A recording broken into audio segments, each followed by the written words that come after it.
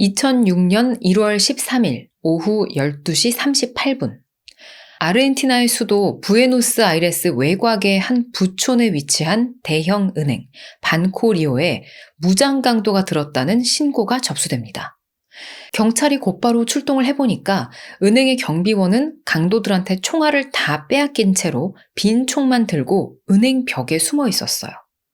강도들은 아직 은행을 빠져나가지 못하고 안에서 은행 직원들과 고객들을 인질로 잡고 있었는데요. 경찰은 곧바로 정문과 후문을 바리케이드로 막아버리고 은행 건물 전체를 봉쇄했어요. 잠시 후 마스크로 얼굴을 가린 강도 한 명이 여자 인질을 앞세우고 모습을 드러냈습니다. 그는 경찰이 건물을 에워싸고 있는 상황을 빠르게 살핀 뒤 끌고 나온 여자 인질을 놔주고는 서둘러 다시 건물 안으로 들어가 버렸어요. 자, 부유한 사람들이 온갖 귀중품과 현금을 금고에 보관한다는 이 반코리오 은행. 오늘 여기에 침입한 강도들은 여러분이 상상하시는 그런 평범한 은행 터리범들과는 차원이 완전히 다릅니다. 웬만한 영화보다 현실이 더 영화 같아요. 오늘 실제 사건 스토리도 끝까지 재미있게 들어주시면 좋겠습니다. 알고 싶은 이야기 제2, 오늘의 이야기 시작합니다. 반코리오 은행 안에는 여러 모습으로 변장한 5명의 무장 강도가 23명의 인질을 잡고 있었어요. 경찰은 강도들 중 자신의 이름을 월터라고 밝힌 사내와 연락이 닿습니다. 그는 경찰이 은행 건물을 포위하고 있어서 자신들이 빠져나가지 못한다는 것을 이미 알고 있다며 어떻게 해야 할지 모르겠지만 아직은 포기할 생각이 없다라고 전해오는데요. 그러면서 만약 이를 무시하고 억지로 진입을 한다면 또 다른 라말로 사건과 같은 참사를 경험하게 될 것이다 라고 경고를 했어요. 이 라말로 사건이란 이로부터 약 5, 6년 전인 1999년 9월에 라말로 지역에 있던 은행에서 벌어졌던 은행 강도 사건으로 당시 3명의 무장 강도가 은행에서 인질을 잡고 경찰과 대치를 벌였습니다. 그러던 중에 경찰의 실수로 총격전이 벌어졌고 이 과정에서 1명의 강도와 2명의 인질이 사망했어요. 이 장면은 생중계로 전국에 방송이 됐고 이로 인해 경찰은 큰 비난을 받았습니다. 이 경찰들 입장에서는 굉장히 트라우마가 될 수 있는 그런 사건이죠. 그런데 강도들이 이 라말로 사건을 언급하면서 막 거의 협박에 가까운 경고를 하니까 경찰은 긴장할 수밖에 없었어요. 사실 당시에도 이미 많은 방송국과 기자들이 이 은행 주변에 몰려 있었고요. 전국의 관심이 모두 이 사건에 집중돼 있었습니다. 몇 시간 뒤, 이 강도 월터는 인질들이 모두 좋은 대우를 받고 있으니 걱정하지 말라라고 소식을 전해왔어요. 이어 오후 3시 30분, 월터는 인질들이 배가 고프다고 한다며 피자를 가져다 달라고 요청을 합니다. 피자가 전달된 후, 협상팀은 이 틈을 타서 월터와 협상을 시도했는데요. 이후 몇 시간 동안 월터는 아무런 연락도 받거나 먼저 해오지도 않았습니다. 시간이 갈수록 경찰은 초조해져 갔어요. 결국 저녁 7시경 뭔가 이상함을 느낀 경찰은 결단을 내립니다. 특공대를 은행 안으로 진입시킨 거예요. 숨막히는 긴장감이 감도는 상황. 자, 이 다음에는 과연 무슨 일이 벌어질까요? 막상 내부로 들어가 보니까 은행 안은 고요했어요. 그 어떤 저항이라든가 총격, 심지어 작은 소란조차도 없었습니다. 확인 결과 인질들은 은행의 3개층에 분산돼 억류돼 있었고 모두들 건강한 상태로 폭행을 당한 흔적이나 상처를 입은 사람은 없었어요. 자, 경찰들이 은행으로 진입을 하는 과정에서 그 어떠한 불미스러운 일도 발생하지 않았고 다친 사람도 없습니다. 일단 다행이기는 한데 근데 강도들은 그럼 어디에 있는 걸까요? 이상하게도 강도들의 모습은 어디에서도 보이지 않았습니다. 경찰은 흔적도 없이 사라져버린 강도들을 찾기 위해서 은행의 3개층을 샅샅이 수색해 나갔어요. 앞서 말씀을 드렸다시피 모든 출입구는 경찰에 의해서 철저하게 봉쇄가 되어 있었고요.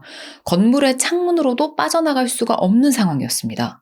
그러면 혹시 강도들이 지금 이 안에 붙잡혀 있던 인질들로 변장을 하고 속이고 있는 건 아닐까? 경찰은 모든 인질들의 신원을 한 명 한 명씩 철저히 확인하고 검토해 보는데요. 모두가 신원이 명확하게 확인이 됐어요. 그러니까 강도들이 막 인질들 속에 섞여서 빠져나올 수 있는 그런 상황도 아니었던 겁니다. 아니, 그럼 대체 이게 무슨 귀신의 고칼 노릇이냐? 경찰은 꽤 나중에까지 이 범인들이 사라진 이유를 찾지 못했어요. 뒤통수를 한 대 탁 얻어맞는 것 같은 기분이 드는 그런 이야기가 곧 펼쳐집니다. 기대해 주세요. 강도들의 타겟은 은행 지하의 개인 금고실이었습니다. 확인 결과 총 400개의 개인 금고 중 143개의 금고가 파손돼서 털렸어요. 이 지역은 수도 부에노스아이레스 외곽의 부촌이라고 했었죠.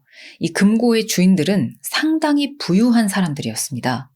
사건 당시로부터 5년 전인 2001년, 당시 뉴스나 기사들 기억하는 분들 아마 많이 계실 텐데요. 아르헨티나는 은행 시스템 붕괴로 인해서 많은 사람들이 은행 계좌에 있던 금융자산을 잃었고 은행에 대한 신뢰는 바닥을 쳤어요. 이후 부자들은 은행 계좌보다는 개인 금고를 더 믿고 의지하게 됐습니다. 그렇게 조금 더 안전한 곳에 돈을 보관하려고 그 많은 현금이랑 채권, 귀중품까지 다 개인 금고로 옮겼는데 이번 사건이 터진 겁니다. 그래서 부자들은 또다시 큰 피해를 보게 됐죠. 경찰이 개인 금고실을 확인하자 거기에는 강도들이 남긴 여러 가지 물건들이 흩어져 있었어요. 금고를 부수는 데 사용한 차감기, 그러니까 이렇게 드릴같이 생긴 건데 바위를 부수고 뚫는 기계래요. 그리고 배터리, 장난감 총들까지 여기저기 널려 있었습니다. 그리고 벽에는 부자들이 사는 동네에서 무기도 원한도 없이 돈만 있을 뿐 사랑은 없다 이라는 조롱하는 듯한 메모가 남겨져 있었죠. 자, 이런 메모를 남길 여유까지 있었던 범인들, 대체 지금 어디에 있을까요? 경찰이 범인들에 대한 아무런 흔적조차 찾지 못해서 당황해하고 있을 때, 이 주범 페르난도를 포함한 7명의 범인들은 자신의 은신처로 도망쳐서는 TV를 보면서 느긋하게 오늘 훔친 전리품들을 나누고 있었습니다. 자, 대체 뭘 어떻게 한 건지 너무 궁금하시죠? 지금부터 이들의 미친 아이디어를 한번 들어보시죠. 이 모든 범죄를 계획하고 실행한 주범은 페르난도 아라우저라는 사람이었습니다. 이 페르난도는 굉장히 조금 괴짜 같은, 좋게 말하면 자유로운 영혼의 소유자로 별난 짓을 일삼고 다니면서 때로는 불법적인 일에도 관심을 가져왔어요. 그는 한탕 크게 돈을 벌 생각을 하던 중 우연히 은행 강도 사건 관련한 뉴스를 보다가 미친 아이디어가 하나 번뜩 떠올랐습니다. 은행을 턴 뒤에 은행 밖으로 도망치는 게 아니고 아무도 모르는 곳으로 사라져버린다는 발상이었죠.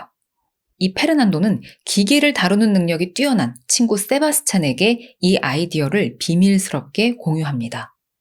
비록 가난했지만 착실한 삶을 살아오던 세바스찬은 페르난도가 종종 대마초를 피우면서 말도 안 되는 농담을 해왔기 때문에 처음에는 이걸 그냥 대수롭지 않게 넘겼어요.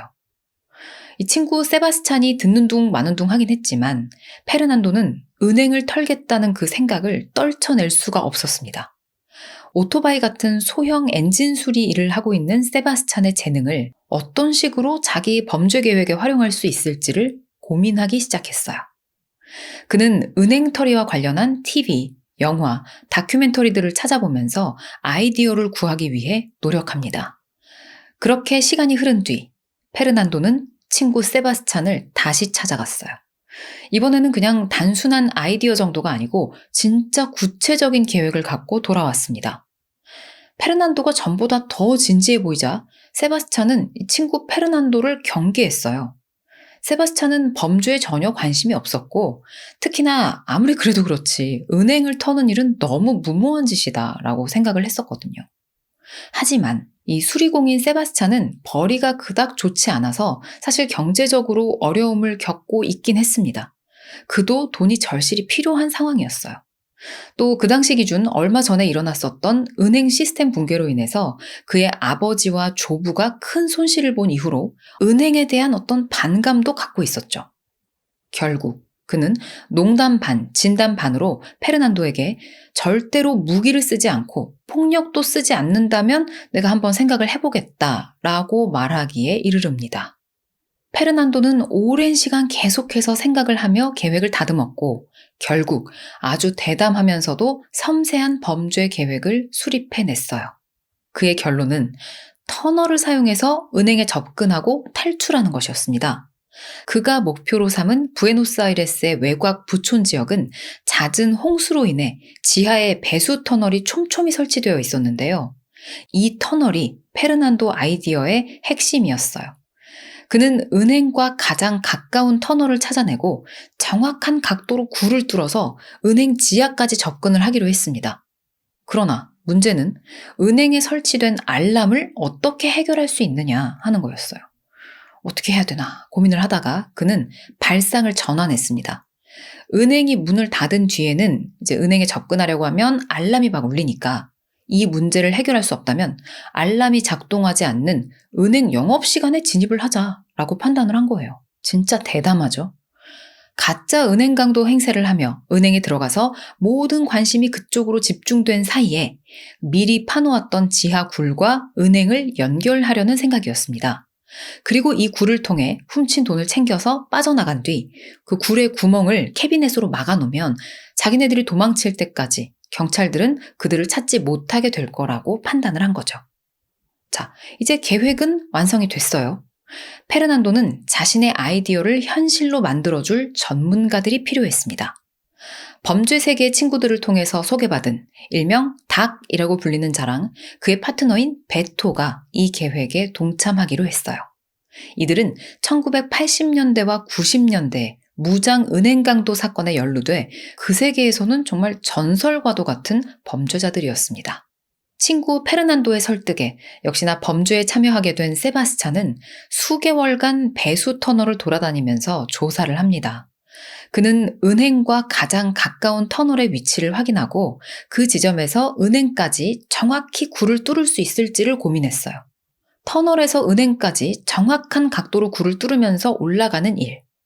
바로 이게 이 계획을 실행하는 데 있어서 가장 큰 문제이자 어려운 부분이었죠. 만약에 각도가 조금만 어긋나도 죽을 고생을 하면서 노력을 했는데 엉뚱한 대로 그냥 뚫고 나갈 수도 있는 거거든요. 세바스찬은 고민 끝에 삼각형의 두 변의 길이를 알면 그 사이에 끼인 각을 알 수 있다는 수학의 법칙을 떠올렸습니다. 즉, 도로에서 지하 터널까지의 수직 길이를 알아내고 그 도로의 지점에서 은행 벽까지의 거리를 알 수 있다면 지하 터널에서 몇 도의 각도로 굴을 뚫어야 은행으로 정확히 접근할 수 있는지를 계산할 수가 있다는 얘기가 되는 거죠. 세바스찬은 밤에 자전거를 타고 가다가 잠시 서서는 길가의 빗물바지 옆에서 다른 사람들 눈에 띄지 않게 무거운 추를 단 실을 이렇게 밑으로 내려보냈어요. 그렇게 도로에서 지하 터널까지의 수직 길이를 알아냅니다. 하지만 그 도로의 지점에서 은행 벽까지의 거리를 확인하는 건 쉬운 일이 아니었어요. 이 일 자체가 어려운 게 아니고 눈에 안 띄게 작업을 하는 게 중요했기 때문에 그게 어려운 거였죠. 줄자를 들고 길에서 막 은행까지 쭉 늘어뜨리면서 길이를 재는 건 누가 봐도 수상할 수밖에 없었습니다. 그래서 그는 이번에도 자전거를 이용했어요. 자전거 바퀴의 둘레를 미리 재고요. 도로에서 은행 벽까지 자전거를 끌고 이동하면서 눈에 띄지 않게 그 바퀴가 몇 번 회전하는지 세는 방식을 활용한 겁니다. 자, 이 좋은 머리를 이렇게 쓰네요. 그렇게 세바스찬은 결국 두 변의 길이를 모두 알아냈고 계산 결과 69도라는 각도 값이 나왔습니다. 그 정확한 황금 각도를 결국 찾아낸 거예요. 한편 페르난도는 과거 1997년도에 발생했었던 은행 강도 사건을 참고 중이었습니다. 당시 167개의 개인 금고에서 총 2,500만 달러의 현찰이 나왔다는 기사를 떠올렸어요. 목표로 삼은 반코리오 은행에 400개의 개인 금고 박스가 있다고 하니까 대략 6천만 달러의 가치가 있을 거라고 예상을 합니다. 이 계획을 추진하기 위해서 그는 가지고 있던 돈과 차량을 모두 처분해 범죄 자금으로 사용했는데요. 하지만 굴을 파는 일은 예상보다 훨씬 더 많은 비용이 들었어요. 결국 페르난도가 마련한 자금은 금방 바닥나고 말았습니다. 그때 공범 닥이 돈을 댈 물주를 제안했어요. 바로 유명한 도둑 루이스 셀라네스였습니다. 이 루이스는 페르난도의 아이디어와 구체적인 계획을 듣고는 흥미를 보였고요. 결국 10만 달러의 자금을 투자했어요. 자, 무슨 사업 진행하는 것 마냥 스케일도 점점 커지고 있고 일도 착착 진행이 되고 있죠. 그런데 또 다른 문제는 은행에 진입한 후 개인 금고 박스를 여는 일이었습니다. 페르난도는 이를 위해서 반코리오 은행의 다른 지점을 찾아가 개인 금고 박스를 하나 대여했어요. 그는 박스에 적혀있는 제품명을 확인한 뒤에 제조사에 연락해 적당한 핑계를 대면서 동일한 박스를 몇 개 구입했습니다. 이 박스를 열기 위해서 세바스찬은 조용하면서도 빠르고 강력한 도구가 필요하다는 생각을 했어요. 밀폐된 개인 금고실에서 폭약 같은 폭발물은 너무 시끄럽고 위험해서 사용할 수가 없잖아요. 그래서 세바스찬은 결국 박스에 충분히 구멍을 뚫는 힘을 가진 도구가 뭐가 없을까 하다가 시멘트나 바위 같은 걸 부수는 차감기를 떠올렸습니다. 그는 이 차감기를 쉽게 들고 옮길 수 있도록 여러 부분으로 분해 개조를 해서 은행 안에서 다시 조립해 사용할 수 있도록 준비를 딱 했어요. 그리고 마지막으로 이 강도팀은 배수 터널 안에서 탈취한 현금과 귀금속을 운반하기 위해 고무보트까지 미리 배치를 합니다. 페르난도는 혹시나 일이 잘못돼서 경찰이 이들이 터널로 탈출했다는 사실을 알게 되는 상황도 가정을 한번 해보는데요. 그렇게 된다면 경찰은 당연히 범인들이 터널의 끝인 강 쪽으로 도주했을 거라고 예상하면서 그쪽 방향으로 추적할 가능성이 컸어요. 페르난도는 여기서도 발상의 전환을 해서 기발한 아이디어를 떠올렸습니다. 터널의 끝이 아니고 반대쪽, 그러니까 더 깊은 시내 안쪽으로 향한다면 경찰이 예상하지 못한 곳으로 나와서 미리 세워둔 차를 타고 유유히 사라질 수 있을 거라는 생각을 한 거죠. 마침내 계획한 날이 다가왔습니다. 페르난도를 포함한 7명의 범인들은 아침에 모여서 지금까지 세워뒀던 계획과 각자의 역할을 다시 한번 점검했어요. 그리고 작전이 시작됩니다. 일부는 먼저 차량 3대를 훔쳐서 한 대는 운전자와 함께 탈출 지점인 도심에 미리 세워뒀어요. 세바스찬은 터널로 향했고 나머지 5명은 차량 2대에 나눠 타고 은행으로 이동합니다. 은행에 도착한 그들은 스키 마스크로 얼굴을 가리고 장난감 총을 든 채 은행으로 진입했어요. 은행에 들어간 이들은 이때부터 막 소리를 지르면서 일단 사람들을 바닥에 엎드리게 합니다. 그리고는 페르난도가 부여한 역할에 따라 한 사람은 월터라는 이름으로 경찰이랑 협상을 담당했고 2사람은 인질들을 관리했어요. 그리고 또 다른 한 사람은 은행의 지하 창고로 내려가서 얇은 벽을 최대한 손상 없이 뚫기 시작했습니다. 그 벽 뒤에는 정확한 위치로 지금까지 굴을 파온 세바스찬이 기다리고 있었죠.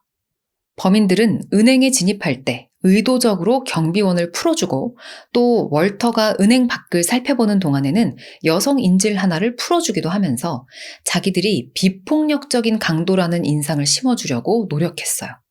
이 페르난도에 따르면 경비원을 풀어줄 때 총을 돌려준 이유는 혹시라도 자기들이 진짜 총을 갖고 있다가 사용할 가능성을 미리 차단하기 위한 조치였다고 합니다. 다름대로 철저하죠. 그들은 이런 식으로 은행 안에서 시간을 좀 끌더라도 경찰들이 무리하게 진입하지 않도록 여러 장치를 깔아뒀어요. 월터가 경찰과 협상을 이어가며 피자를 주문하는 동안 지하실에서는 본격적인 작업이 시작됩니다. 이들의 계획은 2시간 동안 금고를 털고 바로 탈출하는 거였어요.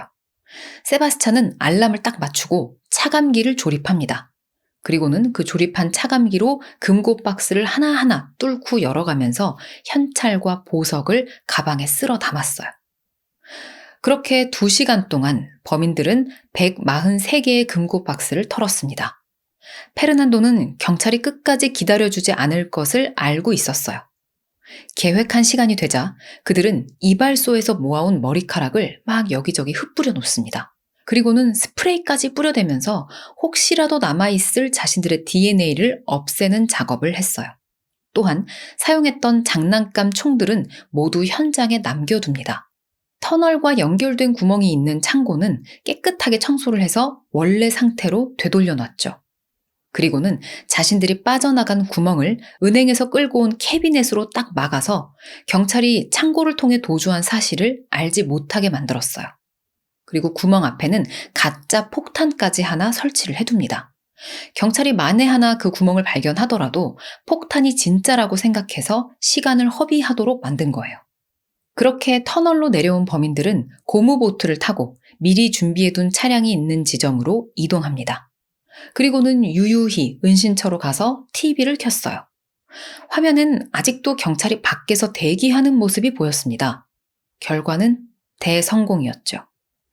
그렇게 페르난도의 범죄는 완전 범죄가 되는 듯 했어요.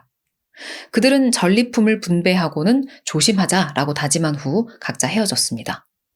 은행은 원화로 약 250억 원 상당의 현금과 귀중품이 도난당한 것으로 추산했어요.